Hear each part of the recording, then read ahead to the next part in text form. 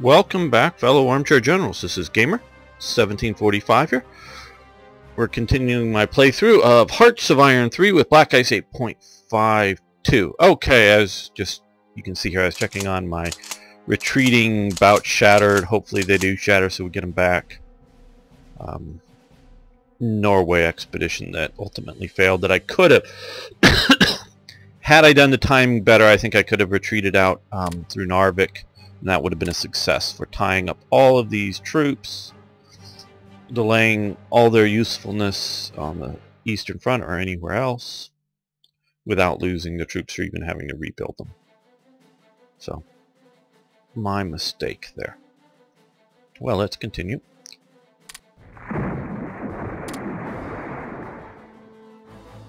We're sort of... Yes, we know we were going to lose that. Main front is down here in Africa. Medium velocity gun. Approved for our tanks.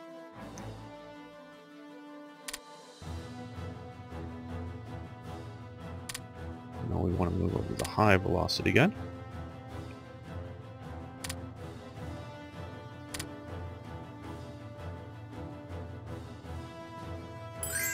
Secondary front is out here. Give them money for metal. No, we don't think we need metal. I think we'll start shipping it in from our colonies soon.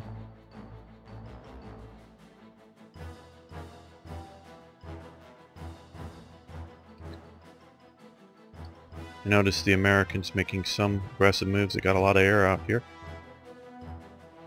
in the Pacific, including an invasion out here at Ewok.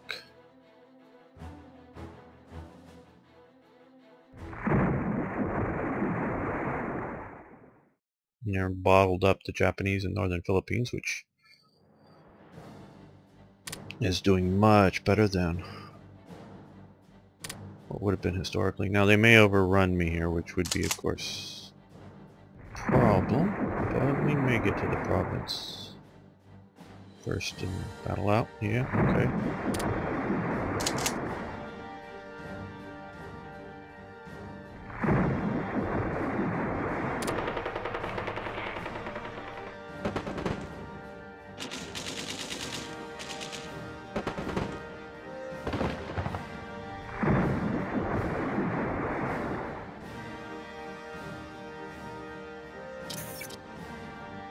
Okay, we have a major victory. Oh, good here. Now, we're going to go on the offensive because, at least normally, the AI goes until it burns out its organization on its attacks.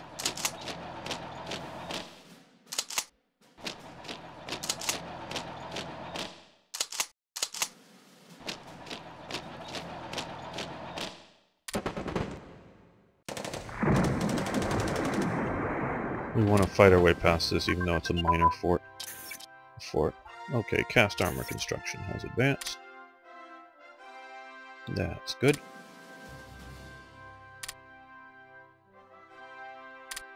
And African army recruitment.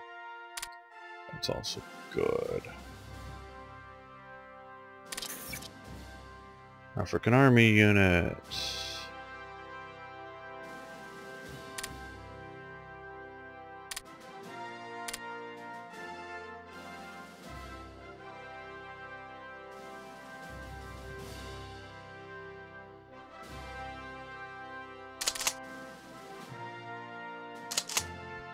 Okay.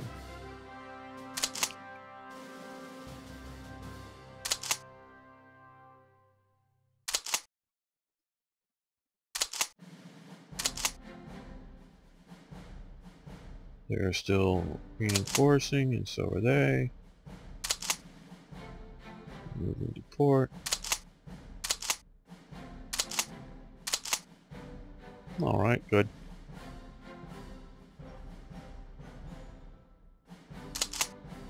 Now let's advance Montgomery forward. These guys. Might as well send everybody forward.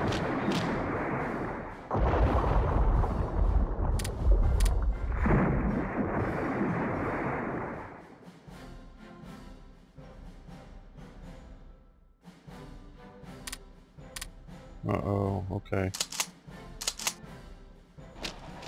Attack.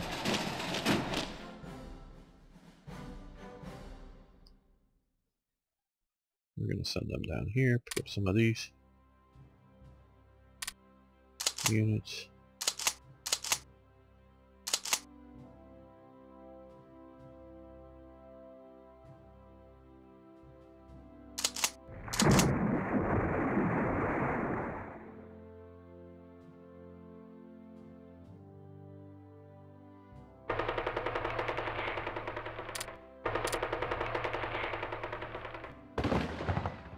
Well, we're retreating again. There.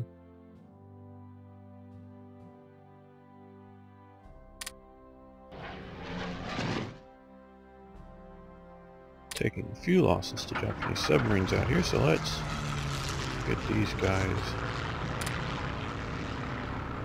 out searching for bomber or for subs.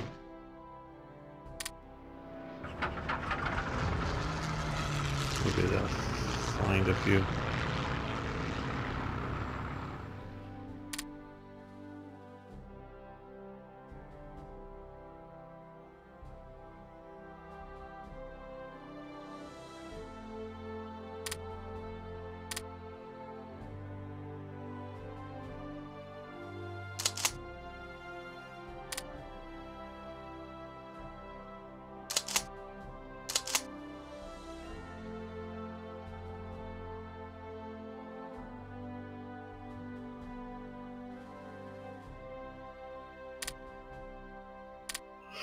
And we've closed this down. We're just still waiting to occupy here.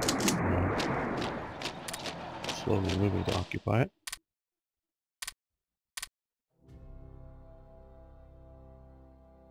Okay, pack concluded. Another Comintern member.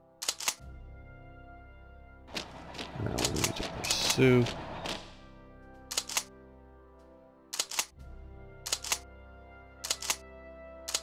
Preferably some units that are healthy. There we go, reasonably healthy.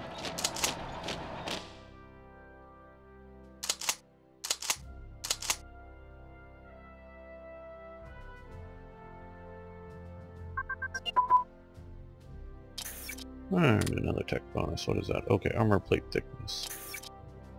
The British were known for having fairly thick armor on their tanks. Not that it was overly thick, but... Now early on, well, depends. If you're talking the infantry tank, the Matilda most assuredly very thick armor.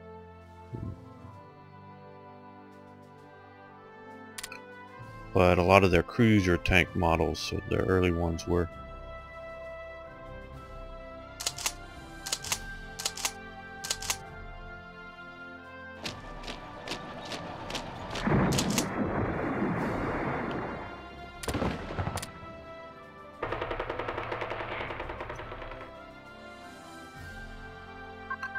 Well, we're pushing back the Africa Corps. Industrial production advanced. Most excellent. Those are critical. Techs. About ready to get most of these, which will also help a lot.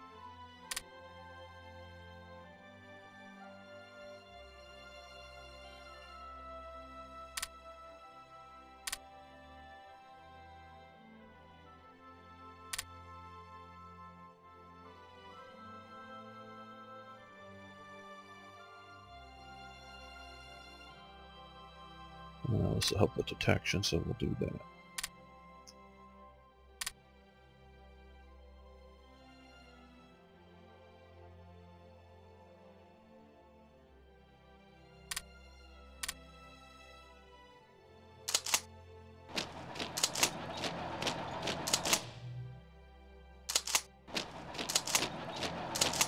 Key now is just to keep pushing not letting the Italians, the Germans get any let up.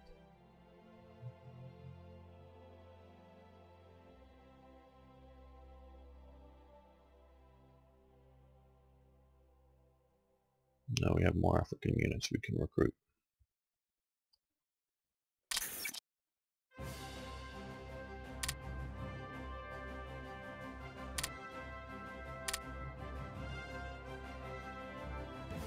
I think these will be the Kenyan ones, African rifles. Here. Now here. Yeah. Okay, well, small colonial units, but whether we'll send them to Burma, which we may, or we may send them to hold the Persian front or something like that eventually. We will see. Depends on how close the Germans get there. I'm going to stay out of the common, Soviet Union territory. But if it gets to the point that we need to move in to hold Iran, we will do so.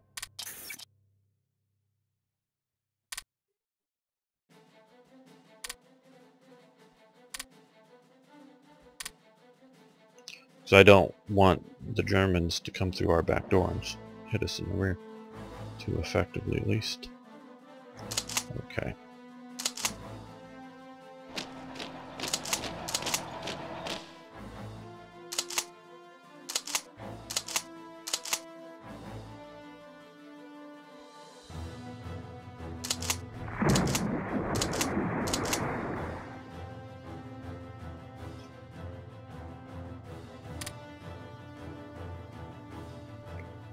Okay, they ran out of organization a little quicker than I thought they would have.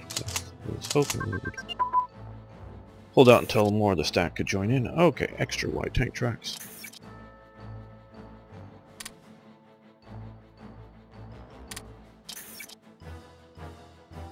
Don't know if I've talked about this in the German series.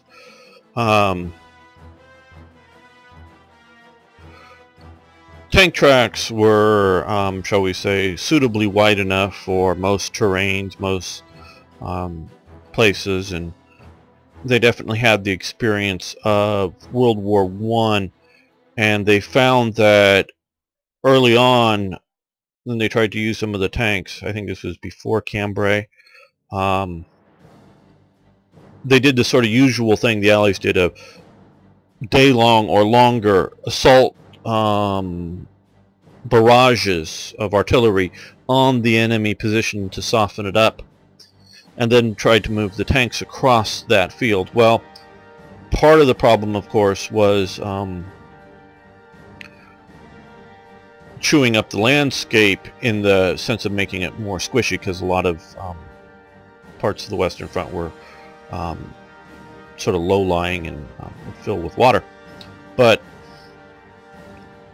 And so they realized that, but the big thing was, of course, turning it into a moonscape, because a lot of the heavy artillery wasn't like air-bursting artillery just to kill infantry. It was made big pits, which made it much harder to move the tanks across it. So I think sort of the Cambrai and some of the later things, they just very light barrages before, and then moved the tanks in as sort of a surprise factor without the enemy able to shift large amount of forces to face them. But they did realize that whether it was sort of the big Mark 4s or 5s or whatever, the sort of odd-shaped British tanks, or the little FT-17 types, or the Schneiders or whatever, that they needed to have a fair amount of cross-country ability. And if in World War I it was much more of a move on roads, attack across open country kind of thing. World War II comes along, and so they realized the cross-country ability most assuredly. Now they also had fairly light tanks, and a lot of Western Europe had roads. Well, and so tank tracks only need to be so good for the weight. Now, the weight, particularly like the Panzer IV, got heavier and heavier and heavier without changing dimension size of the tanks or whatever. So some very interesting tracks that I've seen. Normally tracks are can go on either side of the tank, and they're sort of symmetrical from the center. But the Germans, with their experience on the Eastern Front and with the heavier tank types, they actually made left and right side tracks that extended out.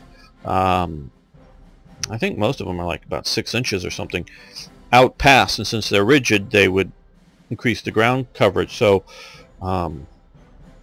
they did a lot of that just to increase the width of the tanks and their ability to function on the Eastern Front, primarily Eastern Front, dealing with the heavier armors. Let's see here. Okay. British, to my knowledge, and I don't know anybody else who actually did that, but there was a recognition that tank width, or track width, needed to be dealt with because of the ground pressure situation.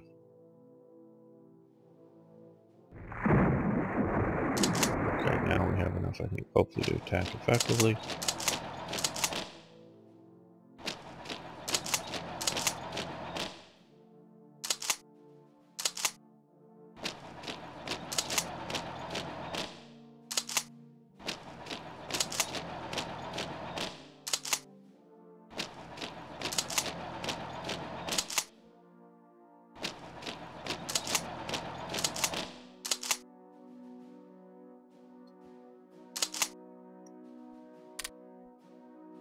Keep moving those guys forward and keep moving these guys forward rapidly.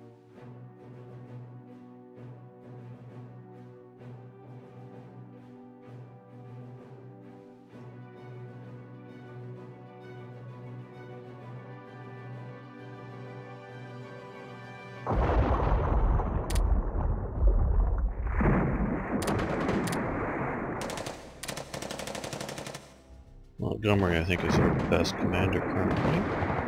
We're counterattacking here. We're attacking, they're attacking. Oh, good.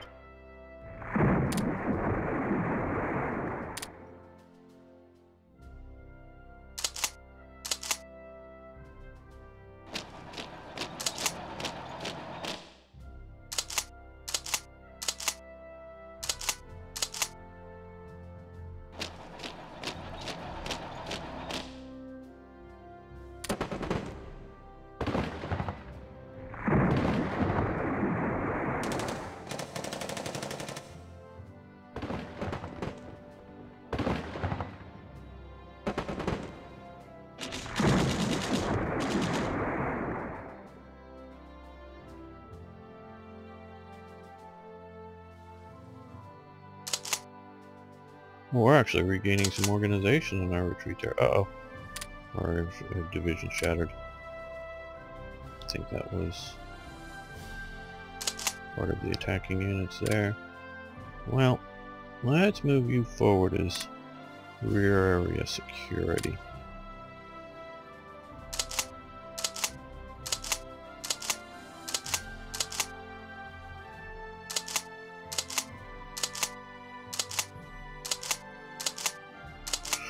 I'm not liking this.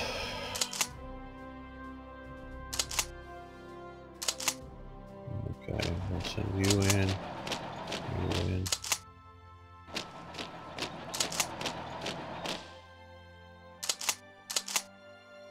There we go, that's a little better.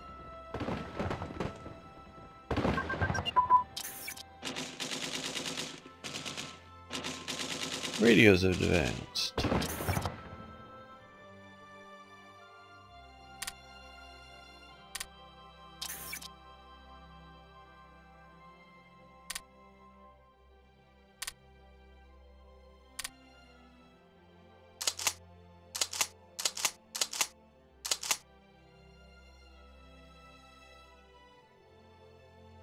Don't want shattering units if I can help it.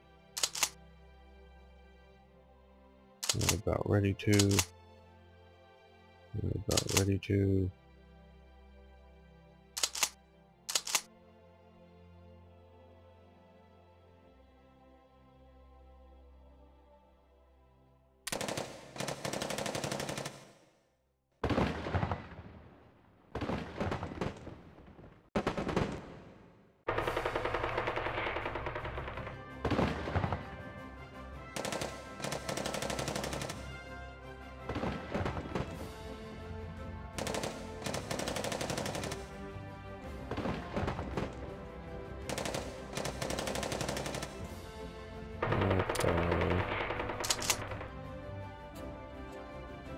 Not what I want to do, but I'm gonna stop the attack.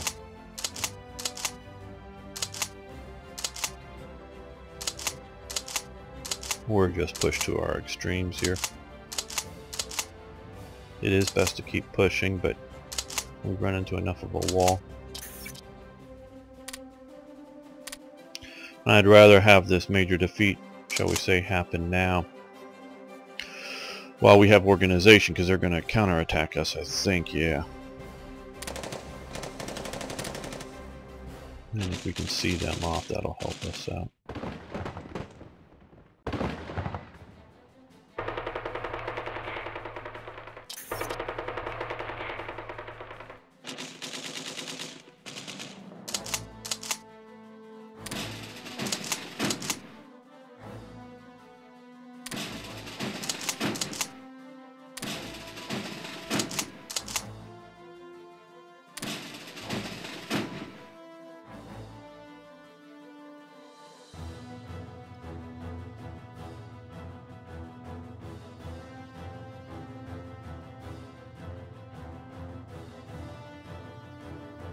Well, let's go here for the moment, I think.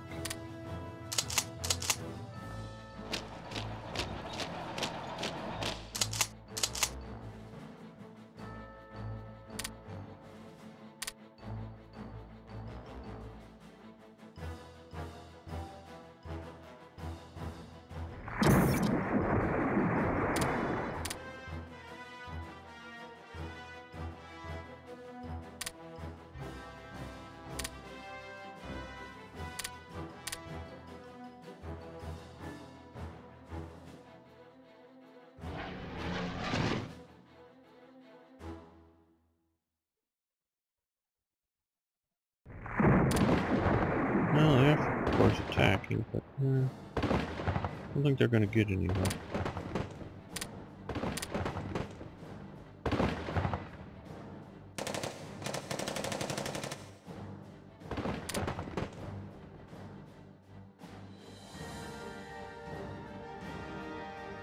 Well, let's send this reconnaissance regiment forward. They're a remnant. Most of their unit was sunk, if you remember. How are we doing cleaning up India? Fairly well.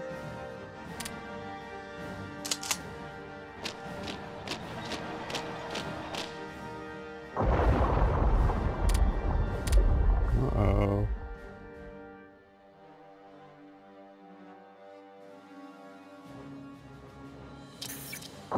Somebody's down there.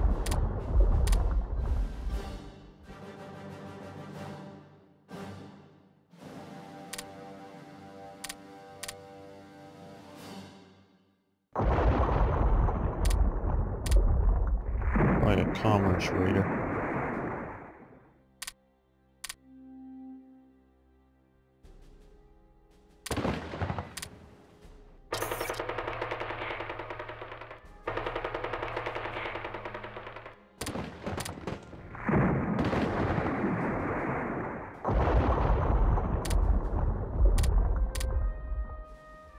Well, here we have Strasbourg. Let's go back into port. It's down to 40%. I think it's lost some escorts.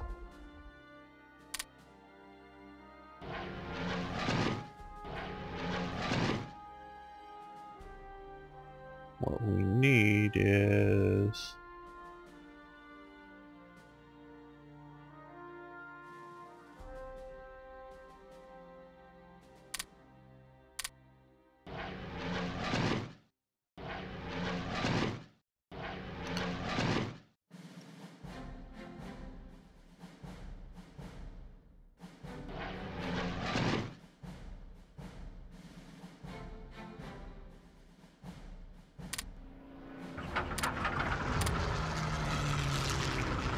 some anti-shipping operations.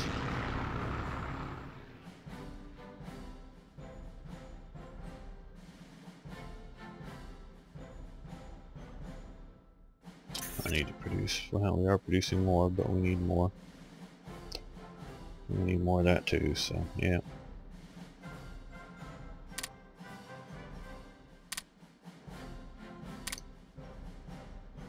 We need more ICs.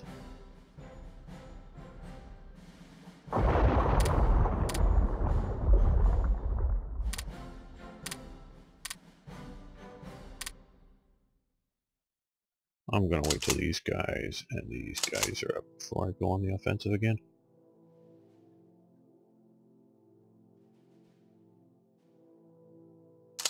Okay, well, attacking there, hopefully cut these guys off.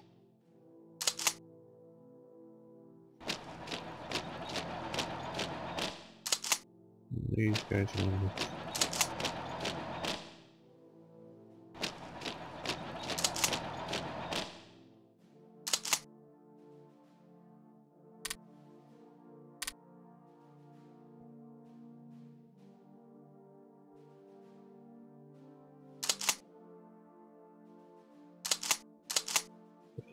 They need those reinforcements before they can go off.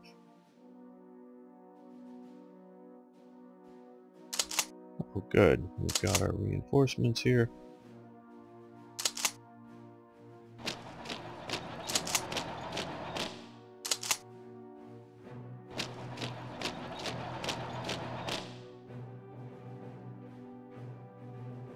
Uh-oh.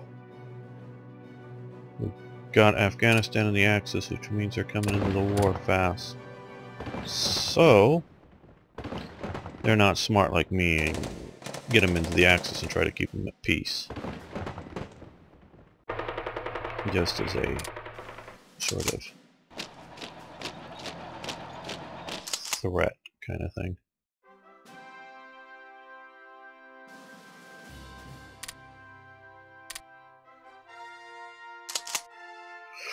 So we're going to go and have a third Afghan war, it looks like.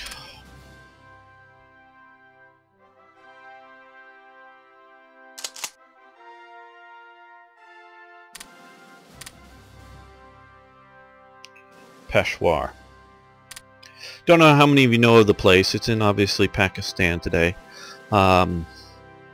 Place Westerners really can't go. But many years ago I would think it was before the I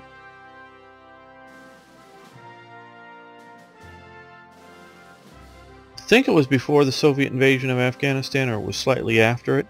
My grandfather went to Pakistan with my grandmother, and they were being tourists, and because they went over much of the world, much more than I have been, and he went up there, or they went up there in the thing, and and he told me, and he brought back photos of the early days of the arms bazaars in Peshawar,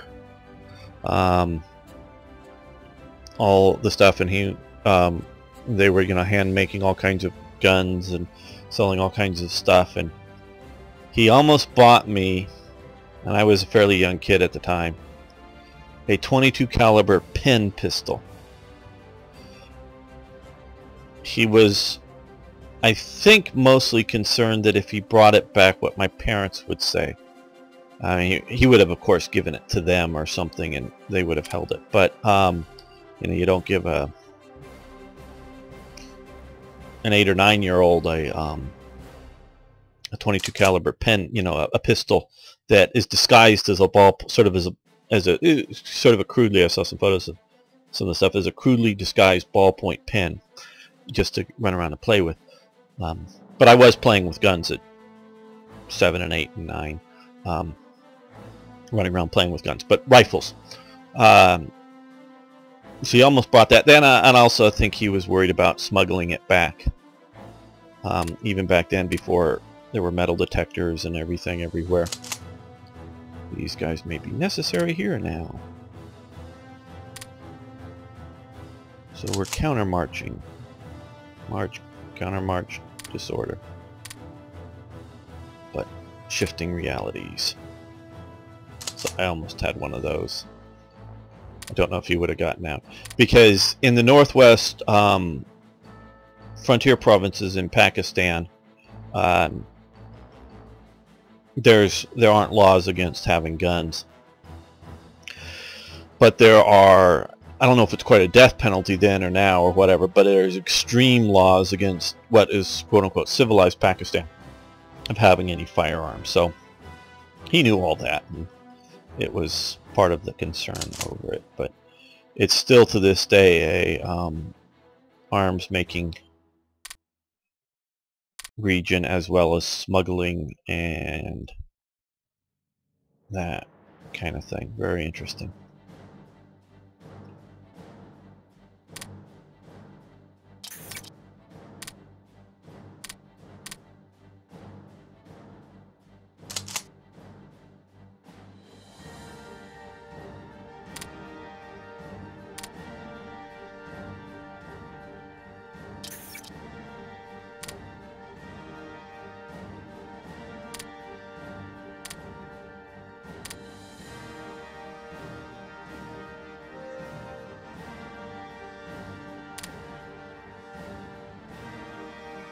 Okay, what have we got here?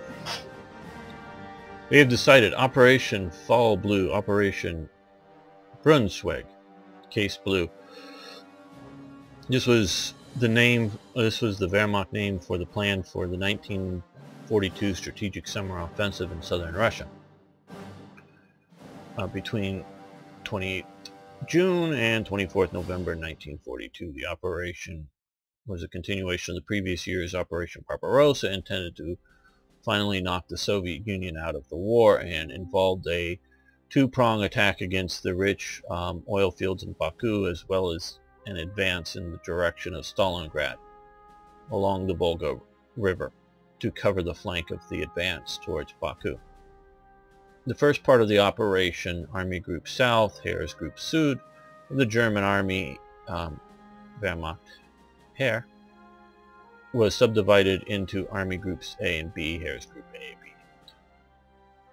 Army Group A was tasked with crossing the Caucasus Mountains and to reach the Baku oil fields, while Army Group B protected its flanks along the Volga. Okay, a couple of things about that since we are talking about that.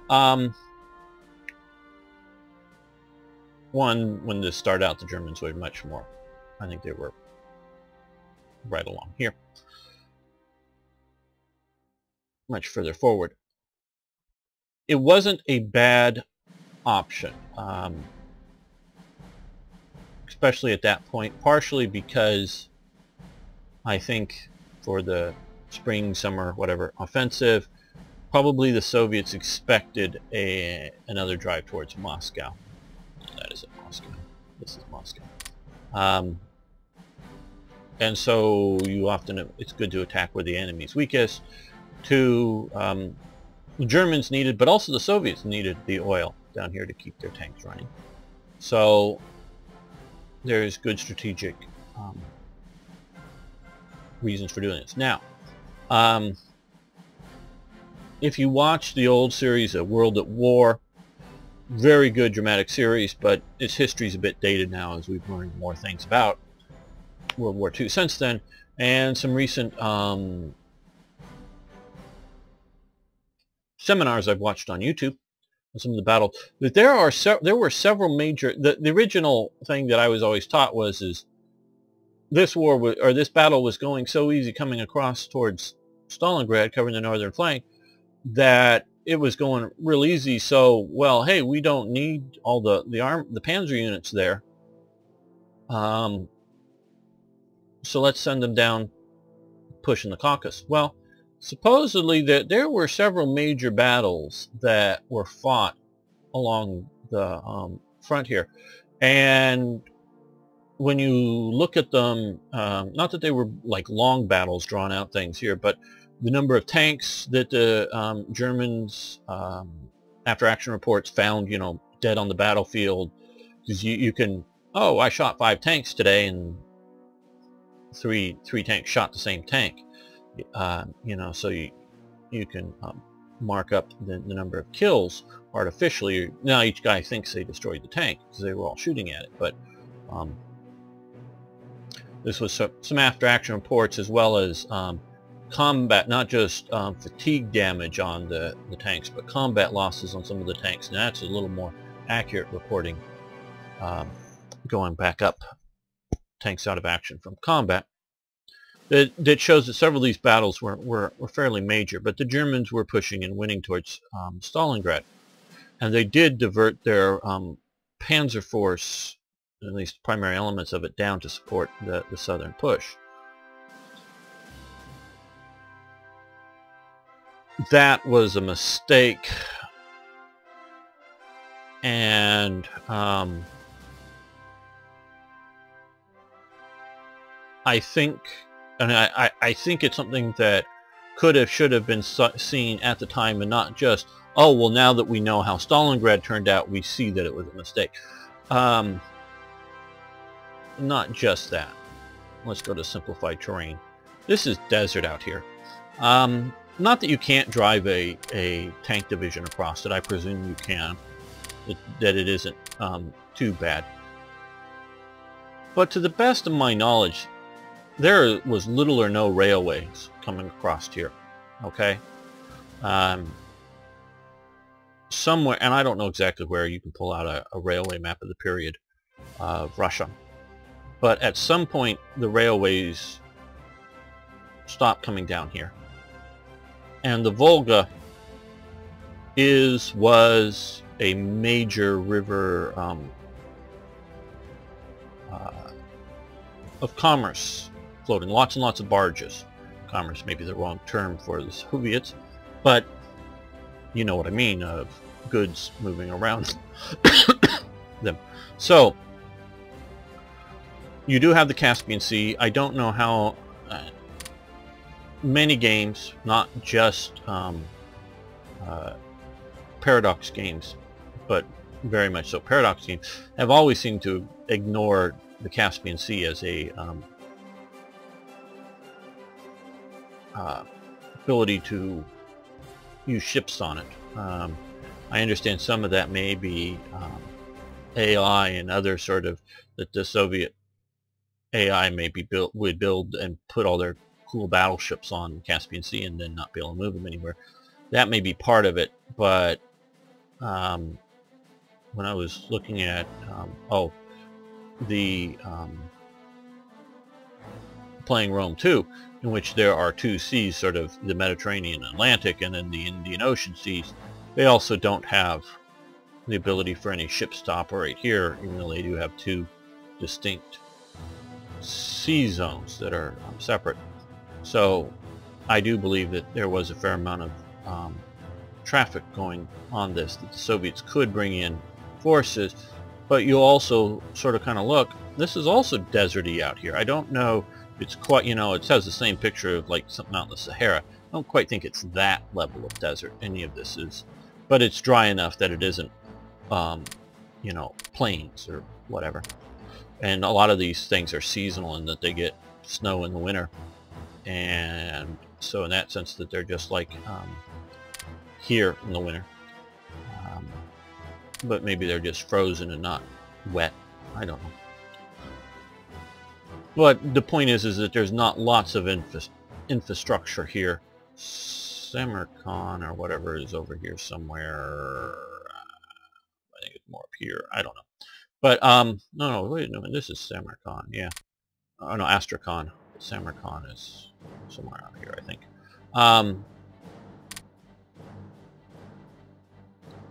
That there was a certain amount there, but if you had come driven hard, driven all your tanks, made sure that you secured at least to here solidly to wherever the last railway were. Not that you weren't going to have a few Soviet cavalry divisions or a few Soviet infantry divisions or whatever else that either is already stationed here or may move here to attack you. That very well may happen, but you've lost the ability to sustain supplies, reinforcements, and other things moving to it, as well as cutting off supplies like the oil. Now again, I specified that I don't know how much oil would have been able to be shipped out across the Caspian to here or wherever else that may have a navigable river. But you've cut a lot of that off, especially a lot of it that's over here. If you have a large amount of forces that were getting ready to deal with a Soviet offensive, realize, oh, the offensive is down here, we need to go move Infantry Corps A from here down to here. Moving it all the way out via the rail system over to here across the sea would take a lot more effort than just coming over here and either via train or river barge coming down the Volga to get it quickly to the front.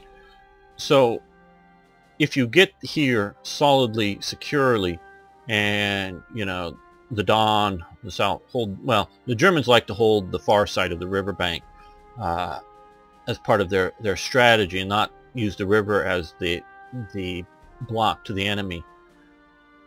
They wanted to hold the far side and allow the enemy to attack, and then when you see where the main front of the attack is, knowing that at some point they're going to fight their way through, and once they get to the river, you've sent your reinforcements to the main point of thrust, because you would still be holding the far side along everywhere else, and if these other attacks are just feints or whether they're also major thrusts or where they are. So then you move your response force to this side of the river and hold out there so that you've identified where it is, as opposed to giving the enemy a free rein on the far side of the river and you're on your side and then they attack. So they like to be power projected forward across river, but still you could use the line of the Don here as a sort of northern front hold. Then here across here, then they put I don't know whether, I forget whether the Italians were on the north or the Romanians were on the north, and the other or mixed were on the south of here. They had a few German mobile divisions, whether they're motorized infantry type or panzer division types out here that could be used as a rapid counter reaction. Now, that being said, the Germans made an additional mistake in that they rushed into Stalingrad, which wasn't a major defensive city at the time. I don't think. That's more just to replicate the levels for the way it was held out, because the AI doesn't put enough forces there. And they rushed in and tried to battle and take Stalingrad. In my opinion, what I would have done, and this is, again, I'm saying I would have done without foreknowledge of what's going to happen in Stalingrad, but maybe what lessons that I've learned from Stalingrad and other things, is once I get significant resistance in a city of pushing it in like the Germans were, I would have immediately stopped pushing into the city, retreated within the city to a good defensive line, and then all excess forces to surround the city first, including getting the far back of the Volga, because that's where the reinforcements were coming in, getting around the city before you continue to push your way into the city. They wanted, I believe, Leningrad, St. Petersburg, somewhat intact, and they thought they're going to starve it out. So they thought, but they never did quite cut off the flow of supplies. And Lake Ladoga during the summer, they could use shipping across here to bring in some food and supplies, and during winter they just ice roads across into there. where had they surrounded it and then pushed into it, it would have been a different story and have taken it, I believe. Similarly, you don't necessarily surround and try to starve it out. You surround it, but you starve out the ability to bring in new munitions, bring in reinforcements, and bring in that kind of thing, and then you reduce the city. So they made that mistake early on. Now I know early on they thought, oh well, we've taken half the city or whatever, just a few more battalions, just a few more brigades, a division or two more, and we've almost got this. I'm sure that was their thinking. A lot of the commanders that were involved in this, of course, in their paperwork and their reports, never made it out and they died. So we don't know all of their thinkings, but obviously some were wounded and flown out and others were evacuated, but we don't know a lot of their details of their thinking leading up to that, at least I don't. So they made that mistake there. If you've cut off their significant ability to reinforce a region, you don't need to rush south into here to occupy the territory rapidly in a blitzkrieg fashion. Arms in large numbers aren't parachuted into it to create cores. You know, new build units, oh well, this is core territory, let's just slap down a few, you know, new divisions here, or the AI, you know, event pops up like we do. So that is the mistake of this southern campaign, was reducing the forces here. They left a lot of the Romanian, there was also Hungarian units, but a lot of them were Italian and Romanian units. I don't want to say they were good, but I also don't want to say they were bad. They were, a lot of them were okay, especially once the winter counteroffensive. They just weren't prepared for the winter counteroffensive. They didn't have the level of supply, and the Soviets hit them with a hell of a lot. And I would say both the Romanian and the Italian units were poorly led, shall we say. So they collapsed, but those units, it would have been so much better, in my opinion, to push against whether it's the hard points or the soft points or whatever, because if you've cut off their major lines of supply, and if somebody like Voroshkev, or where is it, Grozny, ford up and you know, create a defensive island, sure, that could be a hard point. And if they're not getting that more fuel, I don't know where the refineries are, but oil doesn't equal fuel in real life. You isolate them, and so you can surround them lightly and use your like Italian and Romanian forces to push in the soft points around here, and have your other German fighting units fighting here, and that would have been better. And then obviously get here for sure, and cut that off. Again, I don't know quite where the rails are, but move to secure the rail lines, and then push down the Volga here, securing the flank here from any more reinforcements, and that would have then, I believe, allowed you to have a successful operation in there. Well, we're going to take this opportunity to end this episode. Thanks so much for watching. Thanks for liking the videos. Please post questions, comments. I'm trying to continue to move the game forward without too much talking, but I do think at least a few of you like the history commentary here. See you next time for more Hearts of Iron.